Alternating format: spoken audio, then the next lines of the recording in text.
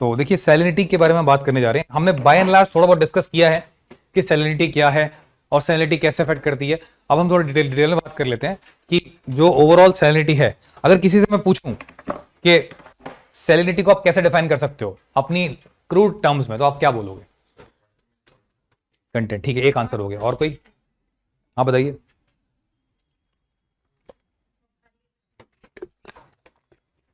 कुछ भी?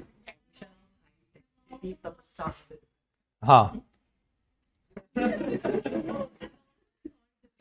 अगर इसी इंटरव्यू बोर्ड का पैनल मेंबर मैं होता ना, तुम सोच सकते क्या हाल करता तुम्हारा। हाँ, तो सॉल्ट दे दिया, और कुछ बताओ।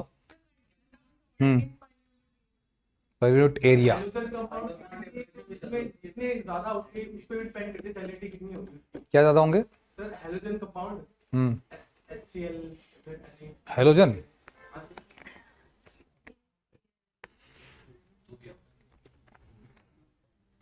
वो तो बाद में बनते हैं, पहले सॉल्ट्स आते हैं। Sodium, potassium, magnesium, calcium, these are the salts. इसके बाद जब रिएक्शन होगा ब्रोमीन, फ्लोरीन, क्लोरीन, आयोडाइड, इन सबसे, then there will be compound formation. तो first is the salt, then is the compound, तो बाद में बनेगा। हाँ, percentage of the salt present in a given amount of water is defined as salinity. और इतना आप आराम से बोल सकते हो। This is the general definition कि amount of salt present in the given amount of water is defined as salinity of a particular water body. और उसमें भी आप देखेंगे पार्ट्स पर थाउजेंड, या आप बोल सकते हैं पीपीटी के पार्ट्स पर थाउजेंड, ठीक है, जिसको ऐसे भी डिनोट किया जाता है बुक्स में। आपको एनसीईआरटी में ये यूनिट मिलेगा लाइक दिस, ठीक है। तो ऐसे भी डिनोट किया जाता है सैलिनिटी को। तो सैलिनिटी को पीपीटी भी बोलते हैं और सैलिनिटी को पार्ट्स पर थाउजेंड भी बोल सकते हैं कई बुक्स में, ठीक है। जहां पे सॉल्ट कंटेंट बहुत ज्यादा है, सैलिनिटी बहुत हाई है। For example Lake Van, Dead Sea, वहां सैलिनिटी इज मोर देन 200-250। कहते हैं कि अगर वहां पे आप जाके उसमें डुबकी मार लोगे तो आप डूबोगे नहीं उसमें, you can easily swim in that. तो सैलिनिटी का मतलब ये हुआ कि कितना सॉल्ट डिपेंडेंट है। अब सैलिनिटी को हमने डिफाइन तो कर दिया, ठीक है, कि ओशन वाटर्स क्या देखे तो, लेकिन सॉल्ट कौन कौन से हैं? जैसे कि बात करी chlorine, sodium, sulphate, magnesium, calcium, potassium, then strontium, ये कुछ माइनर है। देखिए इनका परसेंटेज अगर आप देखेंगे 0.14 से 0.1, मैक्सिमम किसका है? क्लोरीन, सोडियम, सल्फेट, मैग्नीशियम, ये जो हैं चार, इनका मैक्सिमम अमाउंट ऑफ सॉल्ट है जो आपके ओशंस में प्रेजेंट रहता है।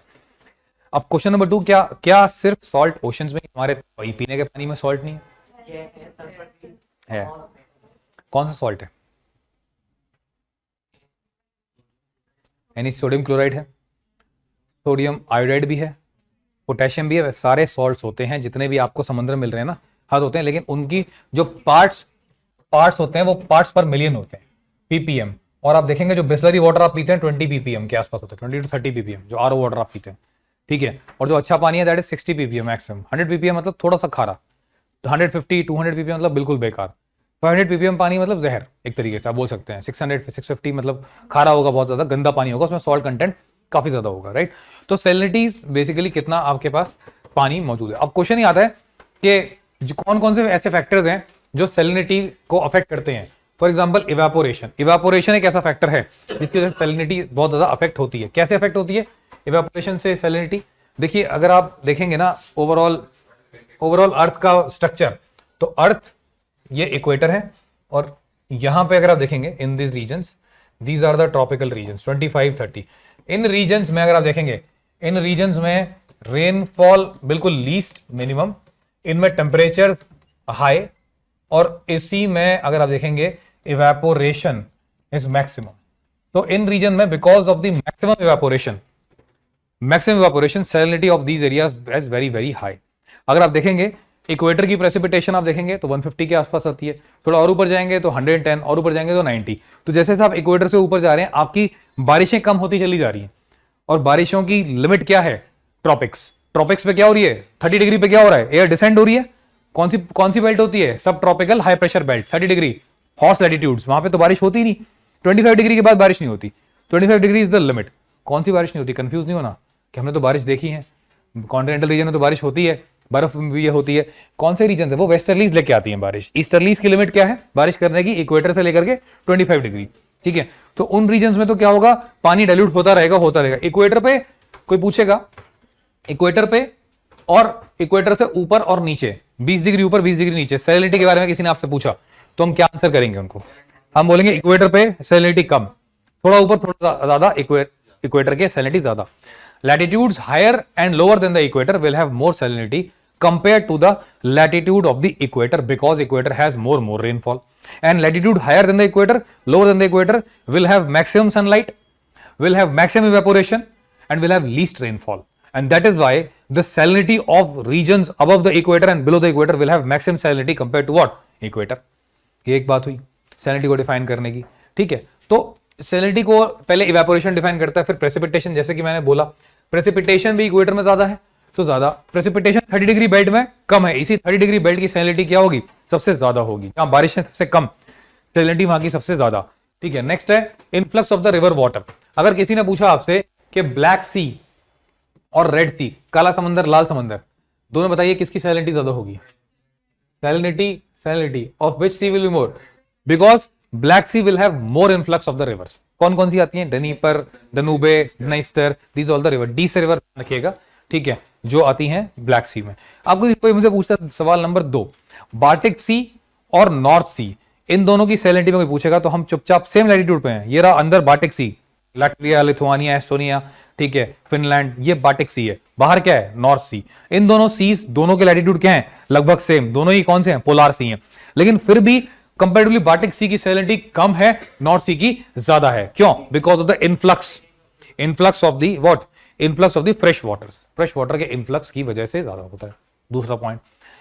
तीसरा पॉइंट, अगर अरेबियन सी और बे ऑफ बंगाल में किसी ने पूछ लिया कि ज्यादा सैलिनिटी किसकी होगी, तो क्या बताएंगे हम लोग?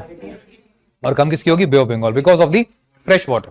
Fresh water influx in the Bay of Bengal and least fresh water in the Arabian Sea. तो इनफ्लक्स जहां हो रहा है वहां पे सैलिनिटी क्या होगी? सैलिनिटी उस जगह पे कैसी हो जाएगी? अगर इनफ्लक्स हो रहा है तो सैलिनिटी कम हो जाएगी. ठीक है, ओके. तो ऐसे ही अगर कोई पूछेगा कि ये मेडिटेरियन सी है और ये बगल में ब्लैक सी है, ऊपर की तरफ मेडिटेरियन सी, ब्लैक सी, और ये बीच में क्या है? टर्की. ये टर्की है और ये ब्लैक सी है. तो बताइए किसकी सैलिनिटी ज्यादा होगी?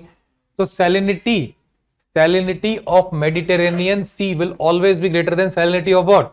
Black Sea. क्योंकि मेडिटेरियन सी जो है उसके अंदर कोई भी रिवर का इन्फ्लक्स नहीं हो रहा. और दूसरा एक खराब चीज मेडिटेरियन के साथ क्या हो रहा है? मेडिटेरियन के ऊपर से विंड्स चल रही हैं, और वो विंड्स क्या कर रही हैं? एवापोरेशन. और जहां एवापोरेशन है वहां क्या है? सैलिनिटी. क्योंकि आप पानी को उड़ा ले रहे हो.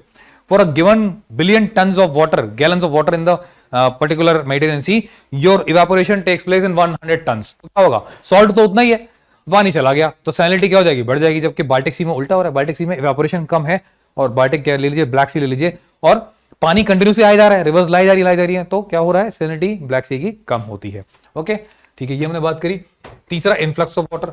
Then atmospheric conditions. Atmospheric conditions को अगर आप देखेंगे तो एटमॉस्फेरिक कंडीशंस यानी कि कंडीशंस कैसी हैं? अगर मान लीजिए स्टेबिलिटी की कंडीशन और unstability. For example, wind rise कर रही है, कन्वर्जेंस हो रही है, साइक्लोनिक कंडीशंस हैं, और एक तरफ विंड क्या कर रही है? ऊपर से आके डिसेंड कर रही है. Falling air parcel, rising air parcel. कोई मुझे बताएगा कहां पे सैलिनिटी ज्यादा होगी? सोच के बताना, कूदना मत.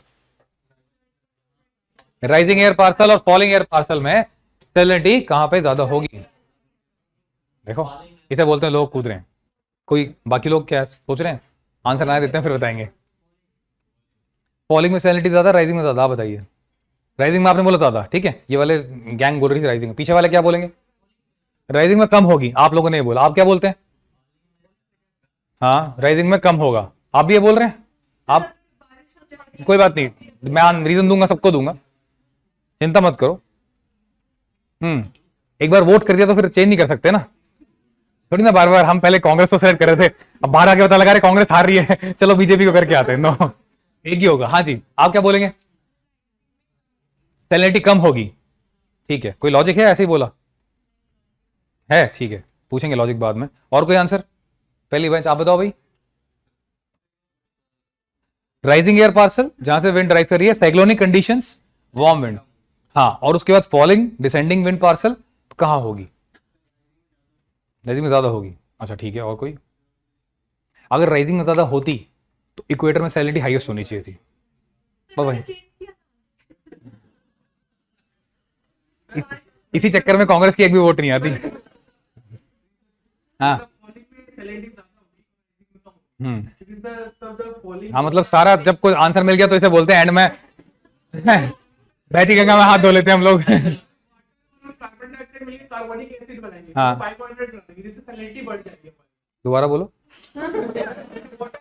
आराम से आराम से बोलो। क्या पता रीजन आपका सही हो। तो वाटर होगा ना सरफेस पे, आप पहले हम लोग किसकी बात कर रहे हैं, राइजिंग या फॉलिंग की? फॉलिंग में ज्यादा हो। आप बोल रहे हो फॉलिंग में ज्यादा होगी, उसका रीजन क्या है? सर रीजन ये है कि जब CO2 होगी ओशन बेल्ट पे, वो तो राइजिंग में भी है, आगे बोलो। राइजिंग में है, पर फॉलिंग जब होगी तब सर कार्बनिक एसिड बनेगा ना सर। नहीं नहीं नहीं, कैसे बनेगा, चलो मुझे बताओ। सबमर्ज होके बनेगा ना सर, नहीं। कंप्रेशन होगा वाटर। नहीं, कहाँ ले कैसे, ये वाली बात किस लॉजिक से सफेस करोगे कि फॉलिंग में कार्बनिक एसिड ज्यादा बनेगा और बाइकार्बोनेट ज्यादा बनेगा, सॉल्ट ज्यादा होगा, और राइजिंग में कम बनेगा? दोनों ही ओशन है, दोनों में कार्बन डाइऑक्साइड कंटेंट सेम है। आपने शायद सोचा सही कि बाइकार्बोनेट से सॉल्ट बढ़ा दूं मैं, लेकिन बीच में अपना जुगाड़ लगा दिया कि बाइकार्बोनेट बना दूंगा वहां पे और सैलिनिटी बढ़ जाएगी। ऐसा नहीं होता। फॉलिंग जब एयर पार्सल होता है तो that air parcel is dry and warm, ठीक है, and that air parcel when it is dry and warm it doesn't have any moisture content. Whereas यहां पे क्या हो रहा है, जब वो वहां पे राइजिंग एयर पार्सल है तो बारिश भी हो जा रही है। तो आप देखिए वो वहां पे भले ही वाटर कन्वर्जिंग है, तो जहां कन्वर्जेंस होता है ना, वहां कन्वर्जेंस में विंड सारी कलेक्ट होती है, वाटर लेके आती है, और जब लेके आएंगी तो क्या होगा, दे विल कन्वर्ज, बारिशें भी होंगी। तो अल्टीमेटली सॉल्ट जो है रिलेटिवली आप कह सकते हैं एक बार इवेपोरेशन हो गया, इवेपोरेशन देख के लगता है कि सैलिनिटी वहां पे क्या होनी चाहिए ज्यादा, लेकिन अल्टीमेटली बारिशें भी तो हो रही है। तो इसलिए इक्वेटर वर्ड जब हम देखते हैं ना, एक जहां क्लाउड्स बन रहे हैं उस जगह पे बारिशें अच्छी हो रही हैं, उस जगह पे सैलिनिटी रिलेटिवली कम हो जा रही है कंपेयर टू कहां पे, जहां पे बारिशें नहीं हो रही हैं। ठीक है, ये लॉजिक है इसका। ओके,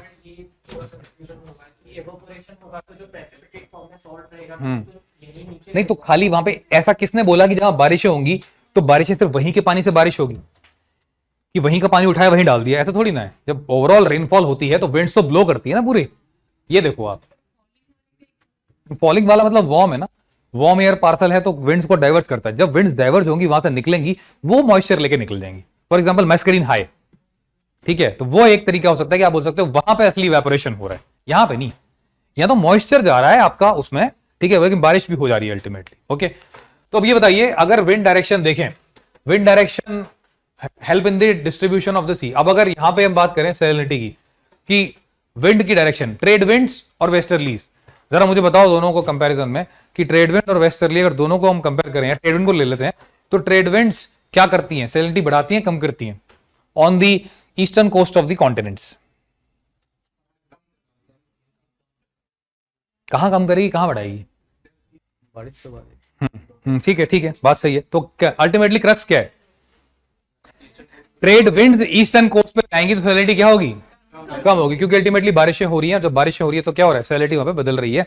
जबकि जहां पे अपवेलिंग रीजन है, आप देखो ना, जहां पे अपवेलिंग है वहां पे एयर भी तो क्या करिए, डिसेंट, और जहां हाई प्रेशर कंडीशंस हैं वहां सैलिनिटी रिलेटिवली ज्यादा होती है कंपेयर टू जहां पे लो प्रेशर कंडीशंस होती हैं। क्योंकि देखो आप ना उसी टाइम पीरियड पे कंपेयर करो, T=0 से T=10 आवर्स तक, यहाँ पे विंड्स गई, पानी इकट्ठा हो गया, बारिशें हो गई, यहाँ पे ड्राइनेस है, लेकिन अभी भी जो डिपॉजिट्स हैं वो निकलते जा रहे हैं। कहाँ से, ओशंस में। कहाँ से आ रहे हैं भाई, सैलिनिटी बनती कैसे, मुझे बताओ। पूरे समंदर के सैलिनिटी का सोर्स क्या है, लैंड ही तो है। पूरे समंदर की सैलिनिटी का सोर्स एकमात्र है क्या, लैंड। फिर इसमें कुछ जोग्राफर्स ने आकर के कूद गए और बोले नहीं, रिवर भी सैलिनिटी का सोर्स है, और ये बात सही है, रिवर भी सैलिनिटी का सोर्स होता है, बट माइनर लेवल पे। कोई पूछेगा जी कैसे होता है, रिवर भी तो डिपॉजिट्स लेके आता है अपने साथ, वो डिपॉजिट्स जमा होते हैं समंदर में, तो रिवर भी सैलिनिटी का सोर्स है, लेकिन रिवर उसके सामने कुछ नहीं है जो लैंड से डिपॉजिट्स आके झड़ रहे हैं और गिर रहे हैं, किसमें, रिवर में, और नॉट रिवर में नहीं, ओशन में। इस वजह से ओशन का मेजर सोर्स कौन है, लैंड। अब देखो पेरू कोस्ट और ऑस्ट्रेलिया कोस्ट, ऑस्ट्रेलियन कोस्ट पे वार्म विंड्स पाइल अप हो गई, वार्म वाटर पाइल अप हो गया, बारिश हुई। At the same time Peru coast पे डिसेंडेंस है, तो पेरू कोस्ट पे डिसेंडेंस है, कंटिन्यूसली हवा गिर रही है, और ईस्टर्न ऑस्ट्रेलियन कोस्ट पे क्या है, कंटिन्यूसली वार्म एयर राइज हो रही है, यहां राइज हो रही है। अब इस दौरान एक बात ध्यान रखो, कंटिन्यूसली सेडिमेंट्स निकल के आ रहे हैं, कहां से, लैंड से, कहां पे, समंदर की तरफ। अब आप लोग क्या एज्यूम कर रहे थे कि भाई सॉल्ट तो वैसे का वैसा रहेगा, नहीं, सॉल्ट कंटिन्यूसली दोनों में बढ़ रहा है। अब जब सॉल्ट बढ़ रहा है तो कौन सा एरिया है जिसमें पानी भी आ रहा है साथ साथ, वो वाला एरिया जहां पे वार्म विंड्स आके कन्वर्ज करिए, वहां वाटर भी वापस आ रहा है। तो इसका मतलब रिलेटिवली ज्यादा पानी कहां है, जहां वार्म विंड्स थी, अगर ज्यादा पानी वहीं है तो रिलेटिवली सैलिनिटी वहां पे क्या हो जाएगी, कम हो जाएगी। तो कम सैलिनिटी कहां होगी, जहां विंड डिसेंड कर रही होगी। ठीक है, ओके।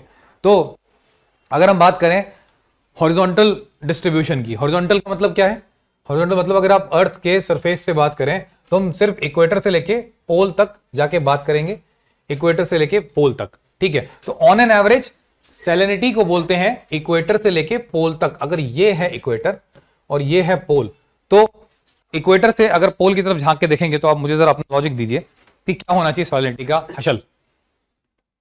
अगर हम इक्वेटर से पोल की तरफ जाते हैं तो वही ध्यान रखना, पहले बारिश होगी। सोच के बताओ यार, ऐसे नहीं, मतलब थोड़ा सा, चलो ठीक है,